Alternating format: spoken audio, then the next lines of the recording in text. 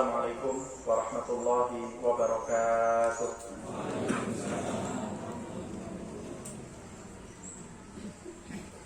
Alhamdulillahirabbil alamin. Arsala rasulahu bil huda wa dinil haqq liyudhhirahu 'ala ad-din kullihi walau karihal musyrikun. Asyhadu an la ilaha illallah wahdahu la syarika lah wa asyhadu anna Muhammadan abduhu wa rasuluhu la nabiyya ba'dah. Addal amanah wa ballaghar risalah wa nasahal ummah wa jahada fillahi haqqa jihadih. Tarakana ala mahajjatin bayda lailuha kanahariha la yazighu anha illa halik. Amma ba'du. Allahumma 'allimna ma yanfa'una wanfa'na bima 'allamtana wa zidna ilman wa hudan wa tuqan wa salahan ya rabbal alamin. Allahumma afina fi abdanina wa asma'ina wa absarina ya dzal jalali wal ikram. Allahumma inna nas'aluka ilman nafi'a wa rizqan thayyiba wa 'amalan mutaqabbala. Para aulia, jamak dari wali, semuanya wali ya.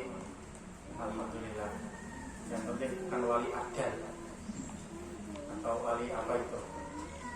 Alhamdulillah, syukur saya aturkan yang pertama kepada Allah Subhanahu wa taala atas kesempatan silaturahim bisa hadir ke salah satu tempat kelahiran cahaya-cahaya baru yang akan menerangi bumi ini dengan Al-Quran. Mudah-mudahan tempat ini jadi mercusuar bagi munculnya kembali peradaban-peradaban yang dibangun di atas nilai-nilai Al-Quran.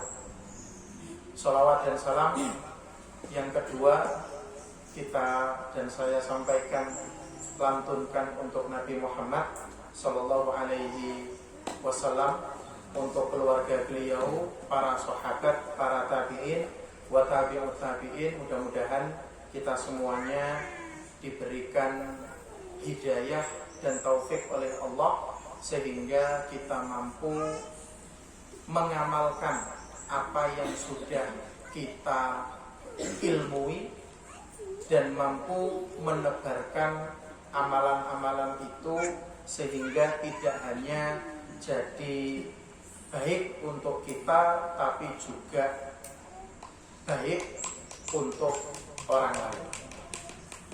Ibaratnya kalau kita mendoakan anak yang baru lahir, itu tidak cukup anak itu didoakan untuk jadi orang soleh, tidak cukup, tapi dia juga harus didoakan untuk jadi seorang yang muslim.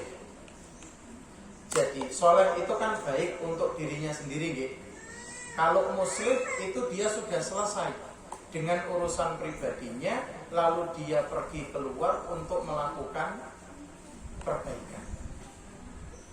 Dan itulah inti dari kenapa Allah Subhanahu wa taala mengutus para nabi. Maka orang-orang muslim itu nanti dalam kesehariannya akan mendapatkan apa yang didapatkan oleh para nabi. Seperti itu. Nah, para aulia yang dimuliakan oleh Allah Subhanahu wa taala, saya tidak tahu nih, ada Ustaz Boni sama Ustaz Rizky juga. Bingung saya mau ngomong apa. Tapi begini, ada beberapa cerita menarik kalau terus kemudian kita kaitkan dengan kaum salaf ketika mereka memperlakukan bulan Ramadan. Karena ini momennya adalah bulan Ramadan, menjelang Ramadan, maka tidak ada salahnya kita terus kemudian membaca kembali beberapa riwayat yang berkaitan dengan generasi salaf ketika mereka berjumpa dengan Ramadan. Pertanyaannya, kenapa kok generasi salaf gitu ya? Kenapa kok generasi salaf? Kenapa enggak ulama-ulama yang lainnya? Karena begini, Nabi kita, Nabi Muhammad SAW sudah memberikan tazkiyah kepada generasi ini. Generasi 3 abad pertama yang dilalui oleh sejarah umat Islam. Katanya Nabi SAW, khairul quruni qarni, thumma alladhina yalunahum, thumma alladhina yalunahum. Kan seperti itu. Masa terbaik itu adalah masaku. Masa Kanjeng Nabi hidup, terus kemudian di situ sahabat belajar kepada beliau. Kemudian thumma alladhina yalunahum, ketika Kanjeng Nabi sudah diwafatkan oleh Allah Subhanahu wa taala, giliran para sahabat yang menjadi guru. Bagi siapa? Bagi kalangan tabi'in. Thumma alladhina yalunahum, sahabat habis, tinggal tabi'in, mereka lah yang kemudian menjadi guru bagi kalangan tabi'un tabi'in. Beberapa terus kemudian mengatakan bahwasanya perawi hadis ini itu ragu. Apakah thumma alladhina yalunahum itu disebutkan 2 kali atau 3 kali. Jadi ada sahabat, tabi'in, tabi'ut tabi'in, ada yang mengatakan sampai tabi'it tabi'in. Ini adalah generasi terbaik, role model yang seharusnya menjadi contoh teladan bagi kehidupan kita semuanya. Karena apa? Karena hidup mereka itu masih murni. Benar-benar mereka mengambil mata air itu yang masih jernih. Semakin jauh dari sumbernya, itu kan semakin banyak kotoran yang terus kemudian bisa mengurangi bahkan menghilangkan kejernihan air tersebut. Kali Brantas itu dari mana? Di sini kali paling dekat apa Ustaz? Bengawan Solo. Bengawan Solo itu kalau jenengan pergi ke pusatnya di mana? Di Solo. Yes, pokoknya di daerah Jawa Tengah itu. Terus kemudian kita akan mendapati dia jernih. Semakin sini, semakin ke sini masuk ke Lamongan sudah berubah menjadi coklat. Ya, masuk ke Gresik berubah jadi hitam. Ya, seperti itu. Semakin parah. Nah, generasi terbaik ini yang dikatakan oleh Kanjeng Nabi tersebut menjadi generasi panutan yang layak untuk kita jadikan teladan. Maka bagaimana caranya mereka menghadapi Ramadan, bagaimana caranya mereka memperlakukan Ramadan, harusnya kita contoh. Mungkin nanti ketika kita akan mendapati gambaran yang sangat ideal, kita terus kemudian mengatakan, wis, nggak mungkin seperti itu. Tapi minimal kita merasa terpacu. Kita merasa terpacu untuk bisa, kalau tidak menjadi seperti mereka, mendekati. Atau terus kemudian, ini tidak bisa. Yang penting kita sudah berproses untuk mendekati. Ya, seperti itu. Nah, di sini akan coba kita bagi menjadi 3 poin pembahasan penting. Yang pertama, kaitannya dengan Al-Quran. Karena bagaimanapun Ramadan itu jadi bulan mulia karena ditempeli Al-Quran. Di situ Al-Quran pertama kali diturunkan oleh Allah Subhanahu wa Ta'ala di bulan Ramadan itu. Baik. Terus kemudian yang kedua, nanti akan coba kita bicarakan tentang bagaimana malam-malamnya para kaum salaf ini. Baik. Kemudian yang ketiga, bagaimana kedermawanan mereka ketika di bulan Ramadan. Sekali lagi, konsepnya adalah kita jadi orang-orang soleh dan kita pun menjadi orang-orang yang muslim. Orang kalau cuman bisa ngaji doang, cuman bisa tarawih saja, itu soleh. Tapi kalau sudah mau berbagi, itu kan bagian dari islah, perbaikan. Kita mencoba untuk memperbaiki kondisi masyarakat yang ada di sekitar. Nah, Bapak-bapak, ibu-ibu yang dimuliakan oleh Allah Subhanahu wa taala. Yang pertama, saya ingin terus kemudian menukil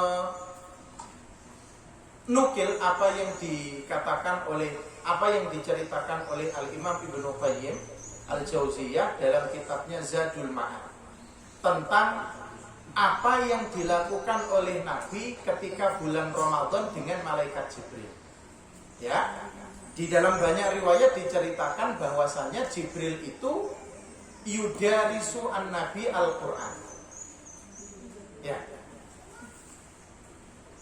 Jibril itu ingin memastikan bahwasanya wahyu yang telah disampaikan kepada Kanjeng Nabi itu terus kemudian tidak ada yang salah, tidak ada yang kurang ataupun ditambah. Jibril ingin memastikan apa yang sudah diberikan kepada Nabi itu terjaga orisinalitasnya. Maka setiap kali bulan Ramadan beliau deres Al-Quran dengan Kanjeng Nabi Muhammad SAW. Caranya bagaimana? Caranya Kanjeng Nabi membaca dan mentasmik hafalan beliau kepada malaikat Jibril. Dan itu setiap Ramadan sampai bisa khatam 2 kali. Sampai bisa khatam 2 kali. Itu terus setiap Ramadan terjadi seperti itu terus. Nah, di sini terus kemudian barangkali nanti kalau sudah masuk bulan Ramadan, kita yang ingin membaca Al-Quran harusnya juga memiliki seorang guru. Anak-anak yang lagi membaca Al-Quran harusnya ditemani oleh orang tua. Karena Nabi membaca Quran itu yang jadi temannya siapa? Malaikat Jibril. Sehingga ada kontrolernya. Gitu. Kalau dia salah, kalau dia kurang tepat, makhorijnya, panjang pendeknya, itu harusnya ada yang membetulkan. Kalau jenengan baca Quran sendiri, saya yakin tidak tahu ini bacaannya sudah benar atau masih salah. Saya yakin. Makanya Al-Quran itu butuh guru. Bagaimanapun. Kalau misalkan jenengan tidak bisa menemukan guru, ya anaknya yang disuruh jadi orang yang mendengarkan. Lawang sekarang rata-rata kalau sekolahnya di kota, anaknya lebih pintar daripada orang tuanya kok. Saya yakin. Gitu? Nah, ngaku semuanya Ustaz. Perlu digarap berarti Ustaz. Ya, rata-rata sekarang seperti itu. Anaknya sudah hafal juz 30, orang tuanya masih aja kulhu. Ya memang semuanya begitu kok. Ya, semuanya seperti itu. Anaknya sudah hafal juz 29, orang tuanya masih berjibaku ngapalin amayata sa'alun. Ramari-mari. Ya, seperti itu. Makanya tidak jadi masalah kalau terus kemudian orang tua yang meguru kepada anaknya sendiri. Minimal anaknya yang mendengarkan. Bacaan saya betul atau tidak? Bacaan saya sudah benar atau masih ada salahnya? Tidak jadi masalah. Kan dalam konteks ini anak jenengan lebih baik daripada jenengan. Karena dia belajar Al-Quran, sedangkan jenengan masih ogah-ogahan belajar Al-Quran. Statusnya di sisi Allah, anak jenengan itu lebih tinggi derajatnya daripada jenengan. Loh serius? Kan begitu katanya Kanjeng Nabi kan. Pertama, khairukum man ta'allamal Qur'ana. Sekarang yang belajar Al-Quran siapa? Anaknya, jenengan. Bodoh amat. Ya. Yang kedua, Kanjeng Nabi pernah mengatakan Iqra'ul Qur'an fa inna manzilatakum yaumal qiyamah inda akhiri ayatin taqra'una.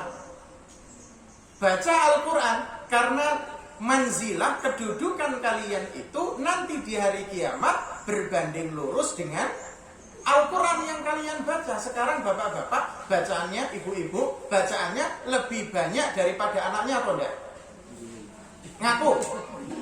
Boleh katanya tadi dimarahin Ustaz Ghanim. Marahin aja, enggak apa-apa Ustaz.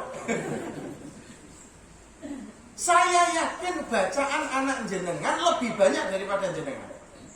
Model tipe orang tua akhir zaman itu seperti itu. Ya, makanya ini namanya bukan keturunan, tapi kenaikan. Oke, katanya Ustaz Budi Azhari seperti itu. Jangan berharap punya keturunan, berharap punya kenaikan. Kalau keturunan itu kualitasnya mudun. Ya, kualitasnya mudun. Bapaknya hafal 30 juz, anaknya 15 juz. Ya, bapaknya hafal 15 juz, anaknya cuma hafal 5 juz. Ini namanya keturunan. Kualitasnya mudun. Ya, tapi kalau jenengan punya kenaikan, jenengan hafal 30 juz Al-Qur'an, anaknya hafal tetap 30 juz. Enggak mungkin jadi 45 juz, sesat nanti. Tapi dia punya hal yang enggak punya, yang jenengan enggak punya apa? Dia bisa tafsirnya. Ya, dia mengajarkannya. Kalau jenengan kan buat diri jenengan sendiri. Seperti itu. Dia soleh tur muslim. Nah, seperti itu. Makanya kalau masalah mudarasatul Quran itu harus ada tandemnya. Yang jadi pengontrol bacaannya sudah benar atau enggak. Kalau jenengan mau ngejar target bulan Ramadan ini harus khatam sampai minimal 3 kali misalkan, terus kemudian jenengan bacanya ngebut kayak Quartararo, karena Valentino Rossi sudah habis masanya. Ya. Kayak pembalap MotoGP atau mobil F1, maka itu namanya bukan mudarosah, bukan deres, bukan tadarus, tapi mumtilawah tok. Padahal yang dicontohkan Nabi itu adalah apa? Mudarosah. Maka jenengan harusnya cari tandem. Bapak-bapak boleh sama ibu-ibu, boleh sama istrinya. Tapi kalau bapak sama istri itu tidak bakalan awet. Baru baca 1 ayat, wes hilang konsentrasi. Biasanya seperti itu. Biasanya. Itu yang pertama. Kanjeng Nabi cerita beliau mudarosah dengan Jibril. Kemudian ternyata, ini tadi yang saya katakan, Nabi itu tidak meninggalkan keturunan, tapi meninggalkan kenaikan. Karena apa? Standarnya para sahabat itu naik. Kalau Nabi menghatam 2 kali selama bulan Ramadan tasmihnya, sahabat itu ada yang bisa sampai 3 hari sekali. Diceritakan oleh Al-Imam An-Nawawi dalam kitab At-Tibyan. Ini salah satu buku yang masrid bagi orang tua santri kutab. At-Tibyan fi Adab Hamalatil Quran. Ini buku wajib baca. Di dalamnya Imam Nawawi menjelaskan seorang sahabat, saya ambil satu saja. Seorang sahabat bernama Utsman ibnu Affan.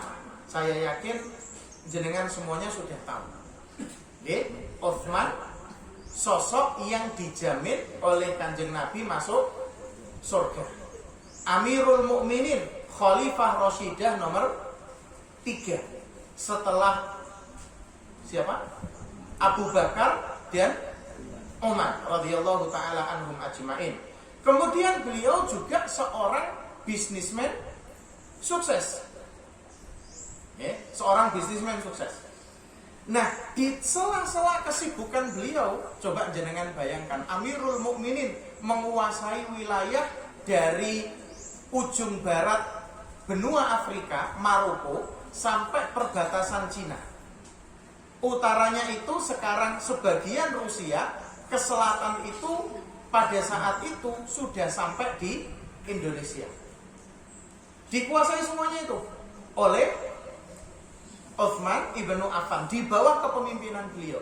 Tapi beliau kalau Ramadan itu masih nyempetin baca Quran khatam 1 minggu sekali. Khatam 1 minggu sekali. 10 hari terakhir beliau bisa 3 hari sekali. Cerita-cerita seperti ini mungkin jenengan juga sudah sering mendapatkan. Cuman kita ingatkan sekali lagi. Ini sahabat. Di tengah kesibukannya sebagai pemimpin negara, seorang pebisnis, masih sempat terus kemudian membaca Al-Quran seperti itu. Nah, sahabat naik, tabi'in, standarnya semakin tinggi lagi. Bahkan kadangkala standar itu bagi saya pribadi itu tidak masuk akal. Contoh, Al-Imam Ibnu Rajab Al-Hambali itu meriwayatkan ada seorang tabi'in namanya Al-Aswad Ibnu Yazid An-Nakhai. Al-Imam Aswad. Namanya boleh Aswad. Aswad itu apa? Hitam. Namanya boleh hitam, tapi amalannya tidak sehitam namanya. Al-Aswad Ibnu Yazid An-Nakhai ini matanya, mohon maaf, bermasalah. Tapi beliau kalau sudah masuk Ramadan itu hanya menyisakan waktu kurang lebih 1-2 jam antara maghrib dan isya untuk tidur. Sedangkan 22 jam lainnya itu beliau gunakan untuk ngejar target membaca Quran 1 hari Syaban. Dengan segala keterbatasan beliau, Al-Aswad Ibnu Yazid An-Nakhai naik enggak standarnya? Naik. Nabi cuma 2 kali, Utsman 6 kali, Al-Aswad Ibnu Yazid 29 atau 30 kali. Naik lagi ke kalangan tabi'ut tabi'in, ini semakin tidak masuk akal. Bagi saya pribadi benar-benar tidak masuk akal. Karena apa? Contoh, Mujaddid abad itu Al-Imam Asy-Syafi'i rahimahullahu ta'ala wa nafa'ana bi ulumihi fid dharain. Yang sering kita dengar, sanggup menghatamkan Al-Quran selama bulan Ramadan berapa kali bapak-bapak, ibu-ibu? 60 kali. Wes, kita cuma bisa bilang Masya Allah kok. Logis enggak? Bagi saya enggak logis, enggak masuk akal sehat saya. Karena apa? Saya normal membaca Quran 1 juz itu minimal setengah jam. Berarti kalau khatam 1 hari saya butuh 15 jam. Berarti saya nggak boleh ngajar, saya nggak boleh ceramah, saya nggak boleh pergi ke Gresik. Karena Gresik ke rumah saya itu makan waktu 45 menit. PP berarti 1,5 jam. Itu lumayan. Nah, beliau Imam Syafi'i ini bisa sampai 60 kali khatam. Berarti 1 hari kan 2 kali. Berarti butuh waktu 30 jam. Sedangkan waktu 1 hari 1 malam cuma 24 jam. Ini orang nggak makan, nggak minum, nggak tidur, nggak ngapa-ngapain. Kok bisa sampai segitunya? 24 jam itu kurang 6 jam loh kalau 30. Nggak masuk akal. Bahkan yang lebih mencengangkan lagi, di kitab At-Tibyan itu Imam Nawawi menceritakan ada seorang qadhi di masa dinasti Umayyah. Qadhi itu hakim agung yang bisa khatam 1 hari 7 kali. Wis, saya nggak masuk. Bener-bener saya, ini cerita paling ngarang kali ya. Sama cerita Sunan Bonang itu punya 2 kuburan, 1 di Tuban, 1 di Madura, dan dua-duanya ada isinya. Sama seperti itu mungkin. Sama seperti cerita Sunan siapa yang pada 1 malam tidak bisa tidur, terus kemudian dia pergi ke pantai, naik ke atas perahu, sholat tahajud, ketiduran, bangun-bangun sudah sampai Cina. Saya pikir seperti itu. Tidak mungkin lah. Sewali-walinya orang tidak mungkin bisa melipat waktu seperti itu. Hingga suatu saat ketika saya masih di Saudi, ada teman saya, beliau hafidz Al-Quran 30 juz, mengadakan bedah buku Atibian ini yang dibedah. Ketika sampai pada cerita itu, akhirnya kita keluarkan unek-unek. Bagaimana mungkin ada orang bisa khatam 1 hari sampai 2 kali, bahkan sampai 7 kali? Tidak mungkin. Kemudian dibantah sama beliau. Dibantah sama beliau. Tidak mungkin bagi antum, karena antum waktunya tidak berkah. Kita nggak bisa berkata-kata lagi. Wis mandek di situ. Kita nggak punya itu. Kita nggak punya yang namanya satu hal yang kita hilang saat ini. Apa itu? Berkah. Itu nggak ada begitu. Ya. Ketika dibicarai seperti itu, udah selesai urusan. Karena memang waktu kita nggak berkah. Gitu. Mereka manusia toh, kita juga manusia. Mereka punya waktu 24 jam, kita juga punya waktu 24 jam. Ya. Mereka terus kemudian makan apa? Apakah mereka makan hal-hal yang tidak pernah kita makan? Tidak. Sama. Roti yang mereka makan juga roti yang kita makan. Nasi yang mereka makan juga sebagian nasi yang kita makan. Air yang mereka minum juga air yang kita minum. Bukan berarti mereka minum air aki terus kemudian bisa seperti itu. Tidak. Satu yang hilang dari kita, berkah waktunya itu. Sehingga 24 jam bagi mereka itu tidak sama dengan 24 jam kita. Gitu. Saya ngomong seperti ini, bapak-bapak, ibu-ibu, bukan berarti saya bisa seperti mereka, enggak. Tapi saya ingin menyindir diri saya sendiri. Ya, makanya setiap kali saya baca Atibian, terakhir saya menghatamkan Atibian itu Ramadan yang lalu, bareng anak-anak saya di rumah. Itu baca cerita-cerita yang seperti itu. Kadang-kala anak saya nyeletuk, kenapa Abi nangis? Karena kita merasa malu gitu ya. Karena kita merasa malu, benar-benar malu. Kayak begitu. Maka hal-hal yang seperti ini diceritakan kembali agar kita merasa malu. Terus kemudian malu itu membuat kita memperbaiki diri. Seringkali kita malu tidak pada tempatnya. Kita malu melakukan kebaikan, kita malu baca Al-Quran di tempat umum. Tapi kita tidak pernah malu untuk melakukan kemaksiatan di muka umum. Seperti itu. Inilah yang harus kita jadikan sebagai materi tarbiyah, pendidikan bagi kita selama bulan Ramadan. Nih, diri kita tidak bisa dididik untuk membaca Quran, paksaan baca Quran. Wes gak perlu dididik lagi, paksa. Karena pendidikan itu kan sifatnya halus, ya kan? Kalau sudah main fisik, itu lebih dari sekedar mendidik. Karena yang dididik itu beban. Dikasih cara halus nggak bisa, ya terpaksa. Sama kayak anak kalau nggak mau sholat usia 10 tahun, kan awalnya direm-rem, ayo nak sholat, ayo nak. Kalau sudah 10 tahun tetap nggak mau sholat, pukul nggak apa-apa. Ya, seperti itu. Diri kita juga seperti itu. Maka perlu nanti ada mekanisme iqab, ya, hukuman bagi diri kita sendiri. Kalau misalkan kita pasang target nih, Bismillahirrahmanirrahim, saya belum pernah khatam sama sekali baca Quran selama Ramadan. Saya pasang 1 kali khatam dulu targetnya. Nggak apa-apa.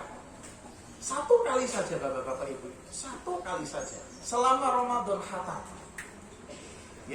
Kalau nggak bisa, silahkan jenengan ikut hukum jenengan sendiri. Misal apa? Jenengan yang sering main HP 1 hari lebih dari 1 jam, sekarang saya hanya akan main HP 1 hari 30 menit. Jenengan yang suka nonton TV, saya selama 1 bulan tidak akan pernah nonton TV selama bulan Syawal. Misalkan, monggo paksa dirinya. Karena kita ini model-model manusia yang kalau tidak dipaksa tidak mau bergerak. Oke. Saya kira kalau soal ilmu itu sudah mumpuni semuanya. Tapi ada satu perkara yang hilang selain keberkahan dari diri kita. Apa itu? Slogannya tetap itu, Ustaz. Iman. Oke. Berkah itu muncul dari mana? Dari iman. Oke. Kita sering dipanggil Allah ya ayyuhalladzina amanu. Poso ya dipanggil ya ayyuhalladzina amanu. Cuman kadang-kala kita tidak merasa. Bukan berarti kita orang kafir, enggak. Iman kita yang tidak sempurna, itu loh. Seperti itu. Ini yang pertama, Bapak-bapak, Ibu-ibu yang dimuliakan oleh Allah Subhanahu wa ta'ala. Jadi, monggo munculkan berkah itu selama bulan Ramadan dengan cara apa? Pupuk keimanan untuk benar-benar senang sama Al-Quran. Paksa, jangan tidur nek wirid jenengan dalam hari itu belum selesai. Wirid itu maksudnya bacaan Al-Quran. Kalau jenengan punya target 1 kali khatam ya, berarti kan 1 hari 1 juz. Kalau sudah mau tidur masih sisa 10 halaman, jangan tidur. Paksa diri untuk membaca 10 halaman itu. Ya. Kalau mau siapin kopi, siapin kopi. Kalau mau siapin apa, siapin apa. Yang penting malam itu wirid kita, tugas kita baca Quran selesai. Ya, seperti itu. Ini hal yang harus kita biasakan ketika di bulan Ramadan. Yang pertama, Al-Quran tidak terlalu banyak. Nanti saya yang tersindir sendiri. Okay. Kita saling menasihati. Sekali lagi, disclaimer-nya bukan berarti yang ngomong yang paling baik. Enggak. Yang ngomong juga masih berjibaku. Terus kemudian berusaha untuk melawan kemalasan. Sering memaksa diri untuk bisa akrab, mesra dengan Al-Quran. Serius Pak, serius Bu. Saya masih berproses, sama seperti jenengan. Cuman saya sempat membaca, saya sampaikan kepada jenengan. Oke, nanti nih jenengan sempat baca riwayat-riwayat lain tentang Al-Quran, monggo nanti disampaikan. Kita saling tukar. Oke, itu yang pertama. Kemudian yang kedua, berkaitan dengan tarawih. Kenapa saya bahas? Karena begini, salah satu penyakit masyarakat kita itu ya masalah tarawih ini. Terutama kalau imamnya bacaannya panjang-panjang. Biasanya banyak yang protes. Rasan-rasan, wabil khusus ibu-ibu. Oke, imam baca panjang dikit loh, dirasani. Oke. Nek enak gak popo, gak enak sih salah kabeh. Ya. Tahun lalu di masjid dekat rumah saya. Pas kebetulan saya tidak ada di tempat, saya lagi ngimamin di tempat lain. Ada satu imam, umurnya sudah agak sepuh, di atas 50-an, menjelang 60-an karena rambutnya sudah mulai putih. Bukan mulai, mayoritas sudah putih. Membaca surat agak panjang, Pak. Apa jenengan tahu surat agak panjang itu apa? An-Naba. Itu surat agak panjang. Ya, kalau zaman salafus saleh surat agak panjang itu apa? Selain 7 surat yang pertama. Oke. Nah, surat agak panjang itu apa? Al-Anfal. Itu agak panjang. Sing panjang apa? Al-Baqarah. Sekarang enggak. Surat agak panjang itu apa? An-Naba itu sudah dianggap surat agak panjang. Sing duwawa apa?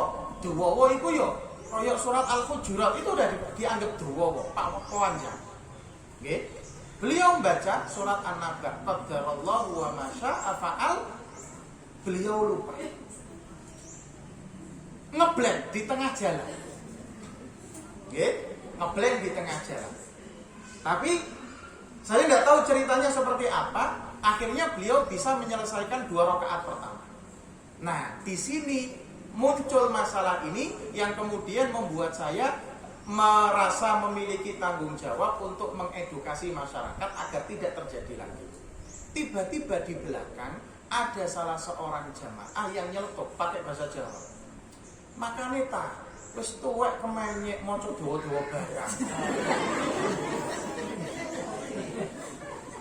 Ya Allah, la haula wala quwwata illa billah. Ini tipe makhluk akhir zaman ya kan begini. Manusia bertelinga dua ya begini.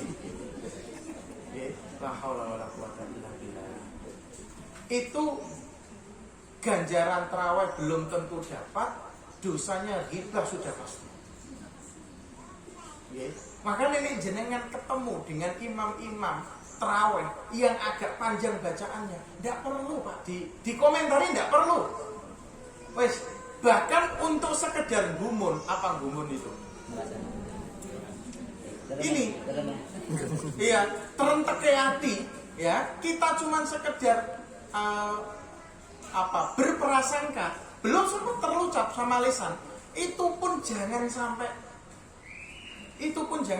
Jenengan loh, nek disuruh imam kul hulu lupa. Kul ya ayyuhal kafirun ndak bakalan sampai akhir. Bulat kan? Namanya manusia pasti lupa. Cuman mbok jangan sampai seperti itu. Makanya terus kemudian akhirnya saya coba cari. Saya ketemu di bukunya Imam Ibnu Rajab. Judulnya Bughyatul Insan fi Wadhaif Ramadan. Tentang bagaimana para salaf itu terus kemudian melakukan tarawih.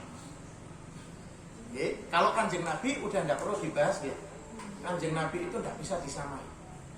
Lawong sholat tarawih itu Kanjeng Nabi cuma 2 rakaat. 2 rakaat itu selesai Bilal adzan awal. Di sini ada adzan awal nggak? Ngerti konsep adzan awal nggak bapak-bapak ibu-ibu di sini? Nggak ngerti. Biasanya sebelum subuh 1 jam atau setengah jam sebelum subuh ada adzan dulu. Itu namanya adzan awal. Kalau di sini nggak ada ya? Ada. Nah, adzan awal selesai. Coba jenengan bayangkan.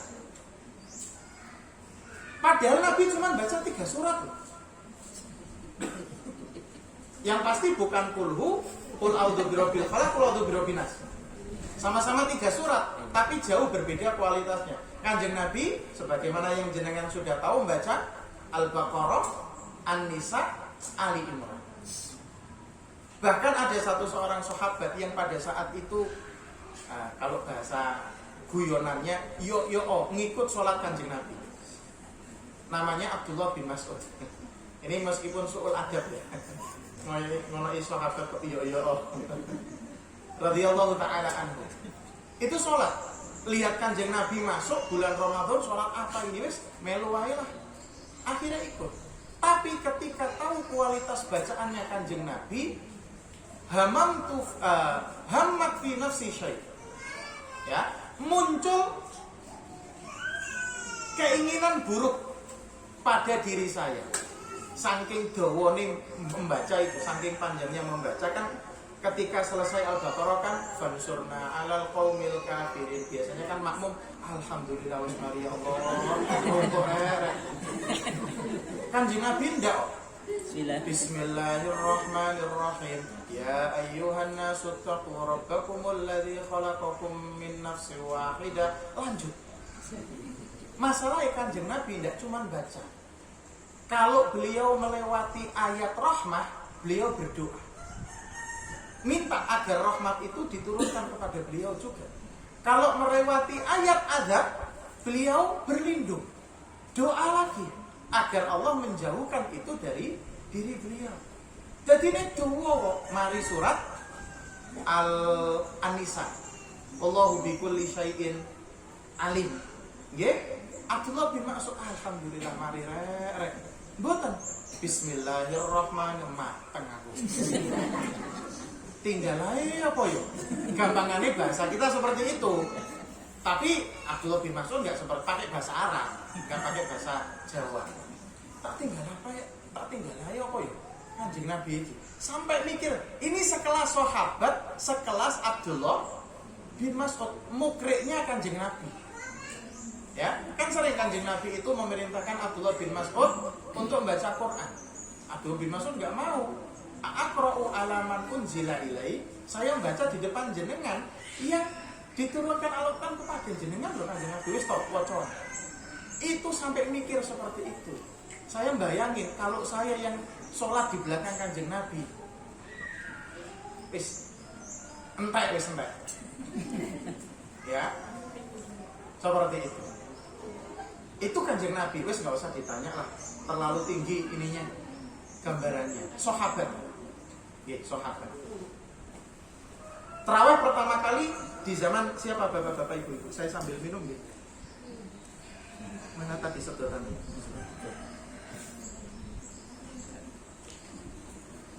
Mumpung belum puasa. Nek puasa repot. Tarawih pertama kali kan secara resmi dilegal formalkan di zaman Amirul Mukminin Umar bin Khattab radhiyallahu taala anhu. Yang jarang kita ketahui adalah Umar itu ketika menyatukan jamaah yang ada di Masjid Nabawi milih 2 orang imam. Salah satunya adalah Ka'ab bin Malik. Ka'ab bin Malik itu sahabat yang pernah diboikot satu Madinah selama 40 hari 40 malam gara-gara tidak ikut perang Tabuk.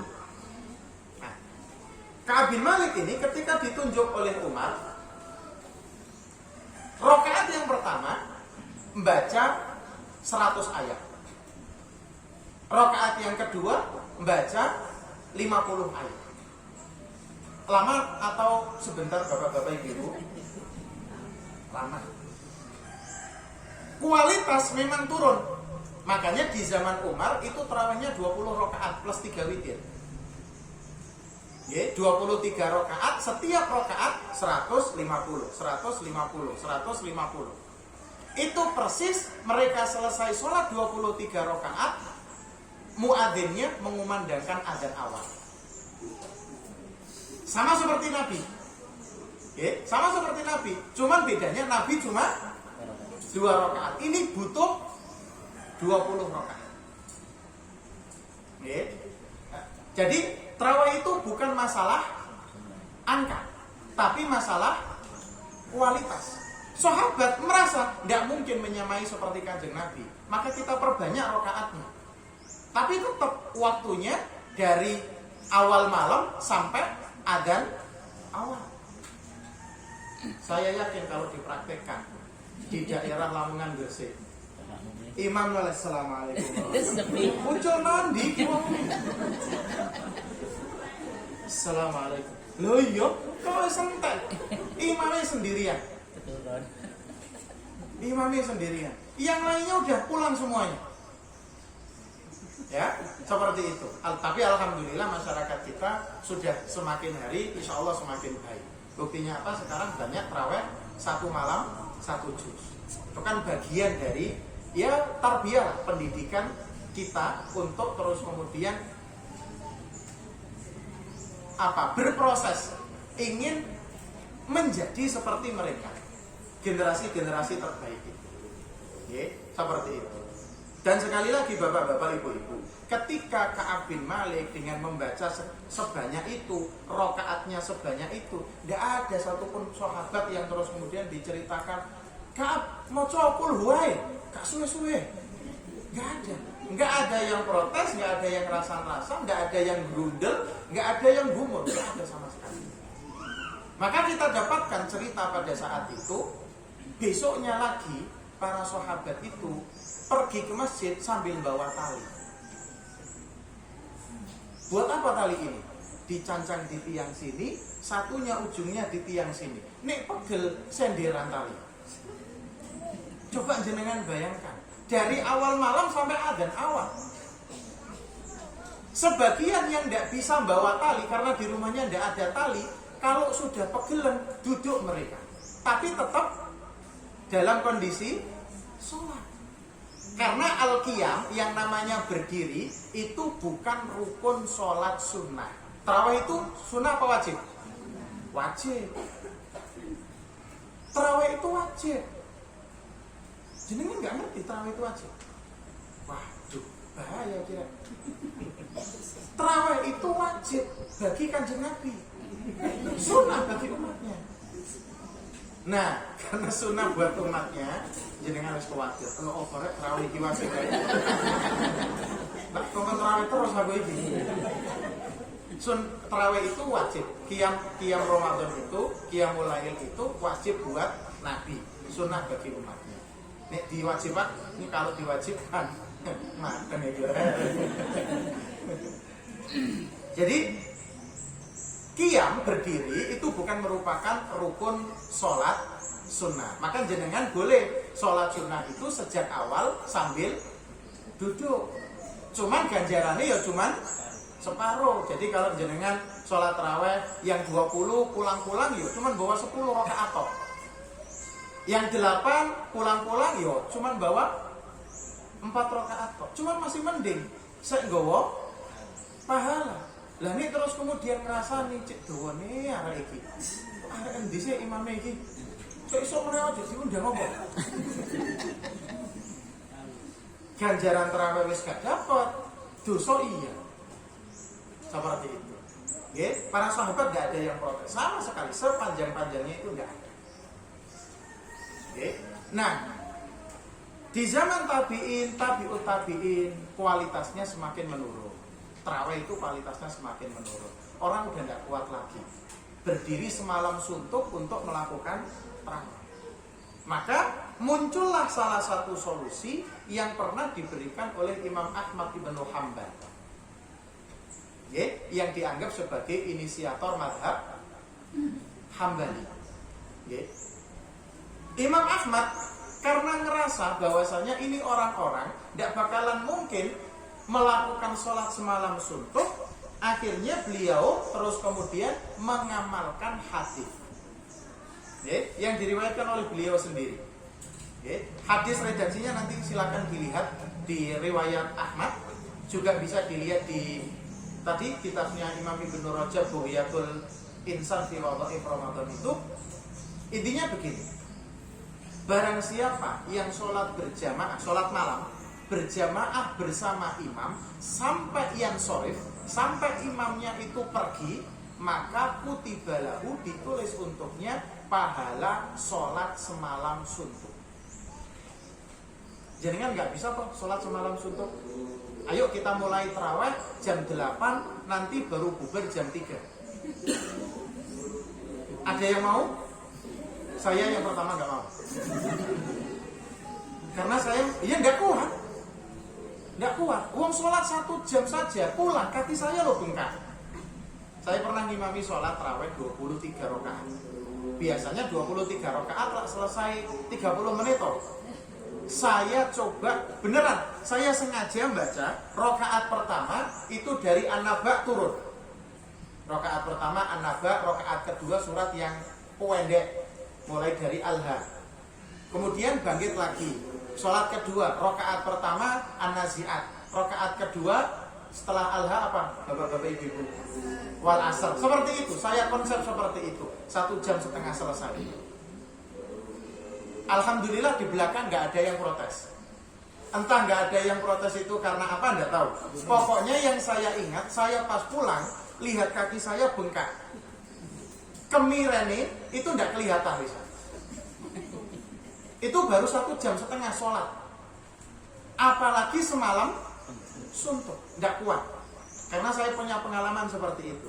Jenengan sholat di Masjid Nabawi tarawih pegelik powol. Karena 20 rakaat plus 3 rakaat. Apa maneh nek imam sudes. Dan ketika beliau sudah ngangkat tangan untuk kunut witir, la haula wala quwata illa billah. Kalau sudah melengking, kita nangis, nggak ngerasa pegel. Bener nggak ngerasa pegel. Ngerosok-ngerosok pas sudah di kamar hotel. Sikilku kok abang ini ya? Seperti itu, bener. Ya, seperti itu. Nah, bapak-bapak, ibu-ibu yang dimuliakan oleh Allah Subhanahu wa Ta'ala, coba kita didik diri kita untuk terus kemudian bisa menjadi seperti mereka. Kita nggak bisa sholat full 1 hari 1 malam. Maka salah satu cara yang dipakai oleh Imam Ahmad apa? Sholat tetap dengan imam sampai imam pergi, sampai imam pulang, sampai imam keluar dari masjid. Maka jangan ada lagi yang terus kemudian sholat baru 8 rakaat. Kok witire aku mau witir nanti pas waktunya menjelang subuh hai, terus pulang. Jangan. Nek di tempat panjenengan sholatnya 20 rakaat, jangan 8 rakaat pulang. Enggak dapat apa-apa itu. Wis cepet. Iya kan? Khusyuknya juga entah, tumak ninai juga entah. Seperti itu. Ikutin. Enggak apa-apa 20 rakaat. Nggih? Enggak apa-apa 20 rakaat. Enggak ada yang mengatakan itu bid'ah. Yang mengatakan itu bid'ah nanti suruh belajar sama Ustaz Bonim lagi. Nggih? Seperti itu. Lawang sahabat Umar itu ketika pertama kali melakukan tarawih 20 rakaat. Nggih? 20 rakaat. Jadi kalau 20 rakaat ikuti sampai selesai. Jangan 8 langsung pulang. Tidak dapat pahala sholat malam semalam suntuk. Tidak dapat. Okay. Kalau mau dapat ikuti imam. Witir sampai selesai, imamnya keluar, jenengan baru pulang. Okay. Nah ini imamnya diajak ngobrol sama takmir, sentilan takmir. Suwe-suwe, aku tak mau lagi loh.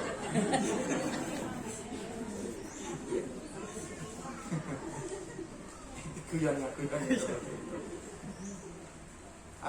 Itu tarawih, okay? Jadi silakan untuk terus kemudian saya sejak beberapa tahun yang lalu sudah hampir 5 tahunan 6 tahunan, okay? Biasanya saya dulu juga seperti itu, pas belum tahu hadis ini, imam belum selesai tinggal kelencing gitu saja, pulang-pulang gitu saja, nggak punya urusan saya. Tapi setelah tahu ini, wes sampai sakmari ini imam. Ya, imam keluar, saya baru keluar. Tapi sekarang nggak seperti itu karena saya jadi imamnya. Mari terawih saya langsung pulang. Wes ojo diajak ngomong, iki ngomong sakno iki lho. Ya, langsung pulang. Nih mau ngobrol loh di tempat yang lain. Seperti itu, di warung kopi begitu. Ya dapat kopi gratis soalnya. Kalau di warung kopi kan daripada dipakai tempat main game mulu, sekali-kali buat bahas sesuatu yang bernuansa agama gitu. Nggih, seperti itu. Bapak-bapak, ibu-ibu yang dimuliakan oleh Allah Subhanahu wa taala.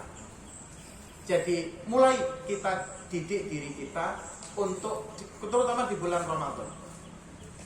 Berhusnudzon, wabil khusus kepada para imam tarawih. Jangan sampai ganjaran puasa kita itu terus kemudian dieliminir gara-gara sering gumun. Cek suwene mami caca kapan marine iki sinetron ku lho wis sampe mari. Bapak-bapak, iki mainin ku lho nek main game. Tapi kan santri wali kutab ndak ada main game nggih. Kok gak berani jawab itu Ustaz? Bahaya ini Ustaz. Ini bahaya nih Ustaz. Yang terakhir bapak-bapak ibu-ibu tentang masalah kedermawanan. Oke, tentang masalah kedermawanan ini tidak banyak-banyak, akan kita tutup dengan ini karena sekali lagi puasa itu bukan hanya mendidik kita untuk menahan hawa nafsu dari makan minum berhubungan suami istri, tapi juga mengajarkan kepada kita empati kepada orang lain. Intinya kan seperti itu. Ketika kita merasa aduh sunira, kita tahu di sebelah sana itu banyak orang-orang yang kelaparan tidak bisa makan. Maka muncul kedermawanan pada diri kita. Dan itu yang dipraktikkan oleh Kanjeng Nabi. Kanjeng Nabi itu orangnya paling loman sedunia. Dan ketika Ramadan lebih loman lagi, lebih dermawan lagi. Apapun yang diminta orang lain, tidak pernah beliau mikir paling bijui wong iki. Tidak pernah seperti itu. Wes langsung dikasih. Wes tidak pikiran apa. Dan itu yang juga dipraktikkan oleh para sahabat. Contoh misalkan, ada seorang sahabat namanya Ibnu Umar, Abdullah bin Umar, anaknya Umar bin Khattab radhiyallahu taala anhu. Itu kalau waktunya buka bersama begitu, seringkali jatahnya beliau itu dikasihin ke orang. Kalau kita kan enggak, jatahnya orang lain bagaimana caranya bisa pindah ke kita. Pasang tampang melas begitu ya. Seolah-olah belum makan seharian, padahal betul. Karena lagi puasa. Ya, seperti itu. Tapi Ibnu Umar enggak. Ini seringkali kalau melihat orang gitu, ini jatah saya, monggo jenengan ambil ya, enggak apa-apa. Terus jenengan, wes gampang. Selesai sholat maghrib, biasanya enggak pulang langsung ke rumah, nunggu itu dulu, sholat isya dulu. Kadang-kala langsung pulang. Ketika pulang kan berharapnya di rumah gampang, di rumah kan ada yang masak. Ya. Tapi Ibnu Umar ketika pulang sampai di rumah, ndi ana panganan ta? Lho, wis entek bi. Panganane dientekno karo arek-arek iki. Tak kira sampeyan wis buka mau nang masjid.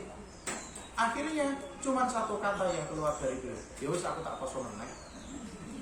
Poso meneh sampai sahur.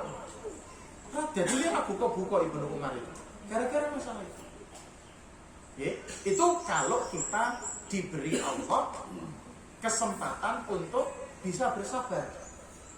Gampangannya kalau kita wong miskin gitulah. Ya. Tapi kalau kita diberikan keluasan rezeki, jadilah seperti gurunya Abu Hanifah yang bernama Hammad ibn Abi Sulaiman. Ini ulama sugih. Ulama sugih. Tiap kali buka puasa, beliau mengundang 500 orang ke rumahnya. Seperti itu, diundang.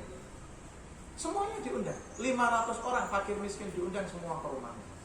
Dan yang paling mencengangkan adalah setiap kali mau lebaran, Hammad bin Abi Sulaiman ini membagi-bagikan angpau. Jadi angpau itu sunnahnya tabi'in. Jenengan kalau punya keluasan rezeki, bagi-bagi angpau. Karena Hammad ibnu Abi Sulaiman itu juga bagi-bagi angpau. Berapa yang beliau berikan kepada orang 500 yang sudah biasa ngendon buka di rumah beliau itu, satu orang dapat 500 dirham. Di sini bayarnya pakai dinar apa dirham, Ustaz? Satu dirham itu kalau jenengan tahu kan perak nih. Koin perak itu, koin perak beratnya 2,99. Kalau digenapkan ya jadi 3 gram. Nilainya sekarang antara 60 sampai 75 ribu. Katakanlah 60 ribu saja. 500 kali 60 ribu berapa? Berapa ya? Yang matematikanya pintar ini loh. 30 juta satu orang, Pak. Sedangkan yang dibagi berapa tadi? 500.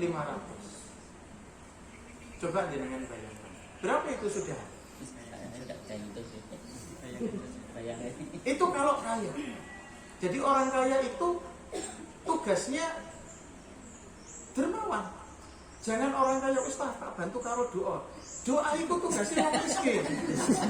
Sing sugih itu duit sing metu aja doane. Contoh ini kota mau bangun, yang kaya itu mengeluarkan uangnya, sehingga sepiro duit bantuan doa, gitu loh. Biar ada kolaborasi, karena biasanya orang miskin itu doanya manjur buat orang lain, nggak manjur buat dirinya sendiri. Kalau manjur buat dirinya sendiri, jarang suge, langsung suge, itu lah suge masalahnya. Ya, nah orang kaya minta doa orang miskin, caranya bagaimana? Keluarkan uang baru didoakan, seperti itu. Gak bondo njaluk donga. Surgane sapa sing diharap ini? Seperti itu. Nggih, jadi monggo nanti ada banyak kesempatan di Kutap nggih, mau buka bersama nggih buat para santri. Nanti mungkin ada yang mau ada parcel lebaran buat para santri yang mau pulang, terutama bagi kalau ada wali murid yang diuji oleh Allah Subhanahu wa taala dengan kepapaan, kefakiran, kemiskinan, betul apa-apa. Memang hidup memang seperti itu. Ada yang kaya, ada yang miskin. Tidak mungkin semuanya nanti kaya semuanya, miskin semuanya, tidak mungkin. Pasti ada. Kan? Makanya itu sebagai salah satu solusi dari Allah Subhanahu wa taala. Mekanisme yang sudah disiapkan oleh Allah, yang kaya membantu yang miskin membantu yang kaya. Ada simbiosis mutualisme. Jenengan nek sugih kabeh bingung, arep dikei sapa duwe iki. Kalau miskin semuanya, ini dapat uang dari mana? Bingung juga. Gitu. Makanya simbiosis mutualisme, dan kita didik diri kita minimal di Ramadan tahun ini untuk 3 hal ini. kita mendidik, memaksa diri kita untuk baca Quran, kita didik diri kita untuk selalu husnudzon, wabil khusus kepada imam-imam tarawih, terutama sing bacaane dawa-dawa tapi suarane gak sepiro enak. Kan ada yang puwede itu. Memang hafid, cuman lagunya ya Allah nggak jelas gitu nadanya itu. Terus kemudian yang ketiga, kita paksa diri kita untuk sering mengeluarkan apa yang sudah dititipkan oleh Allah Subhanahu wa taala kepada kita. Minimal bapak-bapak zakat diperhatikan. Zakat diperhatikan. Jangan sampai ada lagi orang yang mengatakan wis gak usah zakat wong sedekah kowe sakeh kok. Jangan sampai ada lagi yang mengatakan seperti itu. Karena ini dua item yang berbeda. Sedekah, infak itu jenengan sunnah hukumnya. Zakat itu wajib. Maka mulai sekarang mumpung ada Ustaz Gonim ini, nek jenengan kesulitan ngitung zakat ke beliau, dihitungkan, dihitungkan sama beliau. Atau ini ada mobilnya siapa nih Ustaz? NH Nurul Hayat. Nurul Hayat itu kan punya las juga kan ya. Kalau kesulitan minta sama teman-teman las NH itu untuk ngitung. Jangan khawatir. Jenengan yang berprofesi, jenengan yang sebagai pedagang, sebagai petani, itu ngitungnya bagaimana? Saya keliling kemana-mana, yang masyarakatnya petani pasti salah ngitung zakat pertanian. Pasti salah. Pasti salah. Yang pedagang pasti salah ngitung zakat perdagangan. Kemana-mana pasti salah. Ini yang berbahaya. Hartane jenengan kudu dibersihkan dengan cara apa? Pertama, zakat yang harus diutamakan. Maka hitung tiap tahun itu kudu dihitung. Tidak harus Ramadan sebenarnya, cuman memang seringkali Ramadan jadi momen. Seperti itu. Itu mungkin yang bisa saya share pada kesempatan pagi hari ini. Mudah-mudahan bermanfaat untuk saya pribadi. Karena bagaimanapun ini hanya sekedar cerita yang memang tujuannya untuk memotivasi diri saya sendiri, dan mudah-mudahan juga bermanfaat untuk bapak-bapak, ibu-ibu, wali santri yang ada di tempat ini. Semuanya yang benar datang dari Allah Subhanahu wa taala, yang salah yang kurang itu dari saya pribadi. Adanallahu wa iyyakum ajmain. Sallallahu ala nabiyina Muhammad wa ala alihi wasallam tasliman katsira. Dari saya, subhanakallahumma wa bihamdik, asyhadu an la ilaha illa anta, astaghfiruka wa atubu ilaik. Assalamualaikum warahmatullahi wabarakatuh.